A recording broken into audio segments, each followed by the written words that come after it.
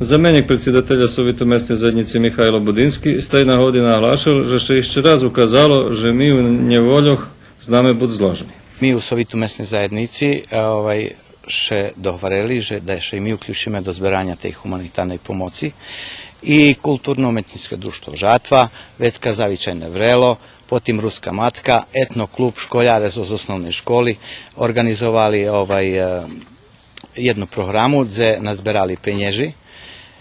Tištak i fudbalski klub Iskra napravili jednu utakmicu i oni tištak nazberali penježi. Lokalna samouprava doložila išće penježi, gutim penježom su nazberani.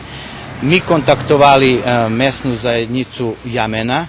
Першобутно було плановане постати воду у фляшах, але понеже яменчані виявили, що води мають, а хіб'я їм електричні апарати і мебель, odlučene, že se u Keresture kupi 24 kauči po výhodnejšej ceni.